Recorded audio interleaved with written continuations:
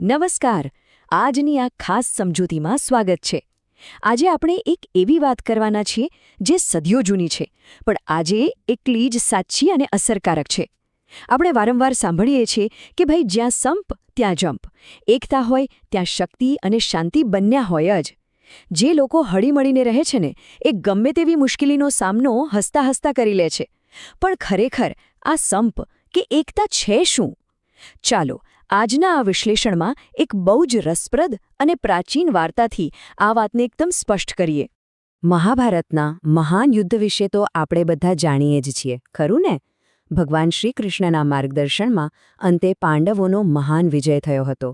પણ આ ઐતિહાસિક અને પ્રચંડ વિજયનો પાયો ક્યાં નખાયો હતો એ સમજવા માટે આપણે સમયમાં થોડું પાછળ જવું પડશે. જરા એ સમયની કલ્પના કરો જ્યારે 5 પાંડવો અને 100 કૌરવો માત્ર યુવાન વિદ્યાર્થીઓ હતા. તેઓ ગુરુ દ્રોણાચાર્યના આશ્રમમાં એકસાથે શિક્ષણ મેળવી રહ્યા હતા. ગુરુ દ્રોણ કંઈ માત્ર શસ્ત્રવિદ્યા જ નહોતા શીખવતા, એ જીવન ઘડતરના અત્યંત મૂલ્યવાન પાઠ પણ ભણાવતા. ખાસ કરીને ક્લાસરૂમની અંદર એકતા અને સંપનું મહત્વ બહુ જ ઊંડાણથી સમજાવવામાં આવતું હતું. પણ જુઓ, આદર્શ વાતો અને વાસ્તવિકતામાં જમીન આસમાનનો ફેર હોય છે. વર્ગખંડમાં જે એકતા શીખવવામાં આવતી ને એ જેવા વિદ્યાર્થીઓ બહાર નીકળે કે તરત જ ગાયબ, એકદમ છુમંતર. બહાર આવતા જ 100 કૌરવો અને 5 પાંડવો વચ્ચે જોરદાર હરીસાઈ અને જબરો વાદ વિવાદ શરૂ થઈ જતો. અહીં સ્પષ્ટ દેખાય છે કે કેવી રીતે બંને પક્ષો પોતાની જાતને ચડિયાતી સાબિત કરવા મથતા હતા. પાંડવો કહેતા, અમે વધુ તેજસ્વી છીએ, ફટાફટ જ્ઞાન મેળવીએ છીએ, એટલે મહાન તો અમે જ. તો સામે પક્ષે કૌરવો છાતી કાઢીને કહેતા, અરે ભાઈ, મોટા તો અમે જ છીએ, અમે સંખ્યામાં પૂરા 100 છીએ, એક સાથે રહીએ છીએ, અમે કંઈ એકલવાયા થોડા છીએ. આ રોજનું થઈ ગયું હતું. અમે મહાન, નહીં અમે મોટા. હવે આ રોજબરોજના ઝઘડાઓ ગુરુ દ્રોણાચાર્યથી કંઈ છુપાયેલા નહોતા. એ તો બધું જ જોઈ રહ્યા હતા અને બહુ ગંભીરતાથી સમજી ગયા હતા કે જો ભાઈઓ વચ્ચે આ કડવો વાદ વિવાદ આમ જ ચાલતો રહેશે ને તો સાચી એકતા તો ક્યારેય નહીં આવે. માત્ર ચોપડિયા જ્ઞાનથી કંઈ ન વળે. કોઈ પ્રેક્ટિકલ, વાસ્તવિક દુનિયાનું ઉદાહરણ જોઈતું હતું જ્યાં યુવાન દિમાગ પર કાયમી અસર છોડી શકે. ગુરુ દ્રોણ બસ એક એવી તકની જ શોધમાં હતા જેનાથી આ અહંકારનો ફુગ્ગો ફૂટે અને સંપનો સાચો અર્થ સમજાવી શકાય. સારું, ચાલો આપણે આમાં થોડા વધારે ઊંડા ઉતરીએ. એક દિવસ ગુરુ દ્રોણને એ તક મળી જ ગઈ. એમણે શું કર્યું? બધા જ કૌરવો અને પાંડવોને પોતાની સાથે નદી કિનારે લઈ ગયા. નદી કિનારે એકદમ શાંત વાતાવરણ હતું. ત્યાં પહોંચીને ગુરુજીએ શિષ્યોનું ધ્યાન નદીમાં નહાતા કેટલાક હાથીઓ તરફ દોર્યું. હવે આ તો બહુ સામાન્ય દ્રશ્ય લાગે, બરાબર? પણ ગુરુની નજરમાં આમાં એક બહુ મોટો બોધપાઠ છુપાયેલો હતો. એમણે શિષ્યોને કહ્યું કે જરા ધ્યાનથી આ હાથીઓને જુઓ કે શું કરી રહ્યા છે. અને આ દ્રશ્ય બહુ જ સુંદર રીતે બતાવે છે કે ક્યારેક પ્રાણીઓનો સ્વભાવ માણસની મૂર્ખામીનો અરીસો બની જાય છે. હા, હાથીઓની આખી પ્રક્રિયા જરા સમજીએ. પહેલાં તો હાથીઓ પાણીમાં મસ્ત નાહ્યા, પોતાની સૂંઢથી પાણીની છાલકો મારી મારીને વિશાળ શરીરને એકદમ ચોખ્ખું કરી નાખ્યું. પછી એ પાણીમાંથી બહાર આવ્યા અને નદીના કાંઠે ઊભા રહ્યા. પણ અહીં સૌથી મોટું આશ્ચર્ય થાય છે.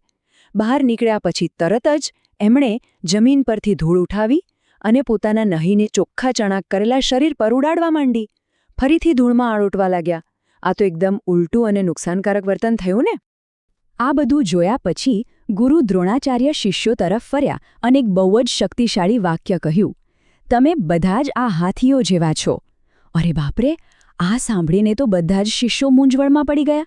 વિચારવા લાગ્યા કે આપણે આ હાથીઓ જેવા કેવી રીતે? ગુરુજી આવું કેમ કહે છે? જ્યારે કોઈને કશું જ ન સમજાયું ત્યારે વાતાવરણમાં એકદમ શાંતિ છવાઈ ગઈ. અને પછી ગુરુ દ્રોણે સચોટ પ્રહાર કરતા કહ્યું, જેવા તમે વર્ગની બહાર નીકળો છો તમે ધૂળ ઉડાડવા માંડો છો. એમણે સમજાવ્યું કે ક્લાસરૂમમાં જ્ઞાન મેળવીને બધા શુદ્ધ અને પવિત્ર તો થઈ જાય છે, પેલા નહાઈને ચોખ્ખા થયેલા હાથીની જેમ જ. પણ જેવા બહાર આવે એટલે તરત જ પાછું પોતાનું વર્તન બગાડી નાખે છે. હવે સવાલ એ થાય કે ગુરુજી કઈ ધૂળની વાત કરતા હતા? આ કોઈ રસ્તા પરની સામાન્ય માટી ન હતી. હકીકતમાં આ ધૂળ એક પ્રતીક છે. આ અજ્ઞાનની ધૂળ છે, ઈર્ષાની ધૂળ છે અને કુસંપની ધૂળ છે. વર્ગખંડની અંદર ગુરુ પાસે મેળવેલું એટલું સરસ શુદ્ધ જ્ઞાન અને સંસ્કાર જેવા વિદ્યાર્થીઓ આશ્રમની બહાર પગ મૂકે અને અંદરોઅંદર લડવાનું ચાલુ કરે કે તરત જ આ નકારાત્મક લક્ષણો નીચે દબાઈ જાય છે. પેલા હાથીની જેમ જ આખું શુદ્ધિકરણ અને જ્ઞાન એક જ પળમાં માટીમાં ભળી જાય છે. હવે આ સ્લાઇડમાં જે લખ્યું છે ને એ ખરેખર બહુ જ ઇન્ટરેસ્ટિંગ છે. ગુરુ દ્રોણાચાર્યનું આ નિરીક્ષણ માનવ સ્વભાવની સૌથી વિનાશક બાજુને ખુલ્લી પાડે છે.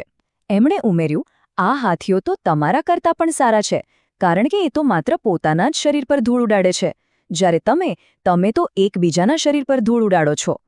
આ ખરેખર એક સણસણતો તમાચો હતો. હરીફાઈમાં આંધળા થઈને આપણે માત્ર આપણું જ નહીં પણ એકબીજાનું ચારિત્ર અને શાંતિ પણ દોહડી નાખીએ છીએ. બીજાને નીચા બતાવવા માટે કાદવ ઉછાળીએ છીએ, જે પ્રાણીઓના વર્તન કરતાં પણ અત્યંત ખરાબ છે. ચાલો આગળ વધીએ અને જોઈએ કે આખી વાત સાચી એકતાના ખ્યાલને કેવી રીતે સ્પષ્ટ કરે છે. જ્યારે આ સાંભળીને બધા શિષ્યો શરમથી શાંત થઈ ગયા ત્યારે ગુરુજીએ બહુ જ પ્રેમથી અને સ્પષ્ટતાથી સંપનો સાચો અર્થ સમજાવ્યો.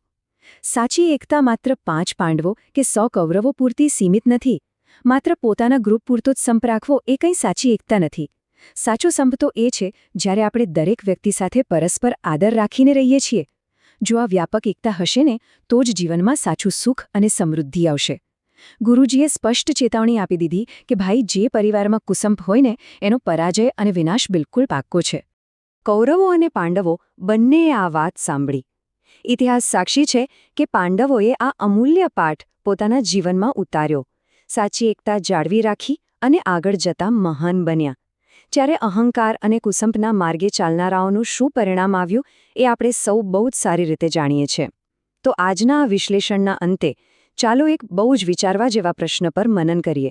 આપણા પોતાના જીવનમાં જ્યારે અંદરની ઈર્ષા અને સ્પર્ધાની આ ધૂળ બેસી જાય છે ત્યારે પાછળ શું વધે છે? શું આપણે સાચી એકતા અને પ્રેમનું નિર્માણ કર્યું છે કે પછી આપણા જ વર્તનથી આપણે વિનાશની નિશ્ચિતતા તરફ આગળ વધી રહ્યા છીએ? આજના આ વિશ્લેષણમાં જોડાવા બદલ ખૂબ ખૂબ આભાર. જ્ઞાનની આ સફર આમ જ ચાલતી રહેશે.